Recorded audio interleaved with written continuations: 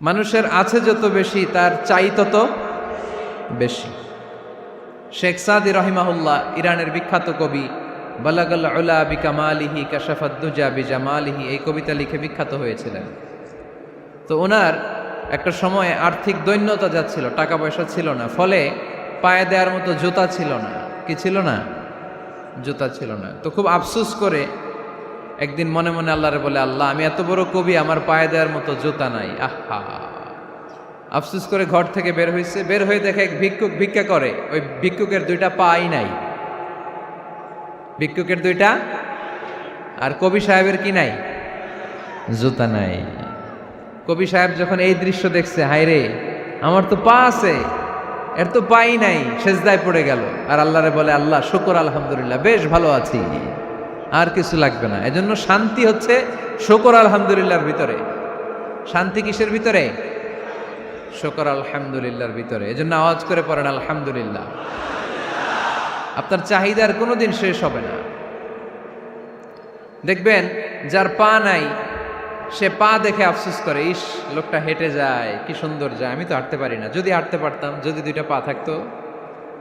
যার পা আছে, সে সাইকেলওয়ালাদেরকে দেখে আফসোস করে, ইস, আমার যদি একটা সাইকেল থাকতো তাহলে তার হাঁটা লাগতো না, সাইকেল দিয়ে বাজারে যেতাম।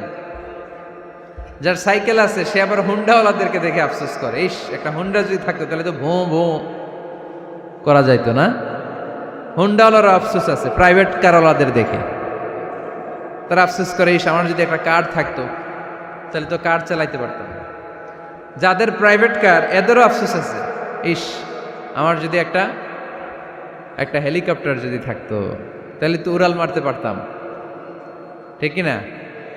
হেলিকপ্টারওয়ালাদেরও আফসোস আছে, আমার যদি একটা জেট প্লেন থাকতো, jet plane, private jet plane, prince Walid bin তালালের মতো 70% মেড অফ গোল্ড, তার একটা জেট প্লেন আছে, এটার 70% স্বর্ণ দিয়ে বানানো। তার মানে চাওয়ার কোনো শেষ আছে?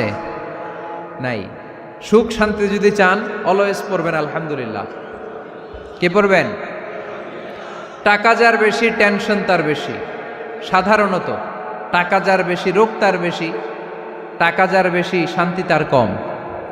আপনি খোঁজ নিয়ে দেখেন, 1000 কোটি টাকার মালিক, ঘরে শান্তি নাই, স্ত্রীর সাথে মনোমালিন্য, স্ত্রী যায় একদিকে, উনি যায় আরেকদিকে, পোলায় কই যায় পোলায় নিজেও জানে না, মেয়ের অবস্থা খারাপ, আরেক ছেলের সাথে হাঁটে।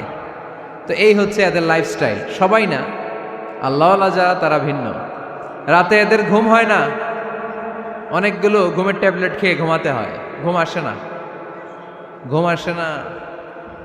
কিন্তু রিক্সাওয়ালা, কুলিওয়ালা, দিনমজুর, এদের রোগ বালাই আছে? কথা বলেন। খাওয়ার সমস্যা আছে, ঘুমের সমস্যা আছে, শুইলেই ঘুম আসে, যেখানে রাইত ওইখানেই কাইত। ঘুমাইতে দেরি, নাক ডাকতে দেরি হয় না, ওর নাকের ডাকের আওয়াজে ট্রাকের ইঞ্জিনও ফেল। শান্তির ঘুম। এই জন্য সবসময় শান্তি খুঁজতে হবে। কি খুঁজবো? শান্তি দেওয়ার মালিক কে? আল্লাহ, তুমি এই দেশটাকে শান্তিময় করো।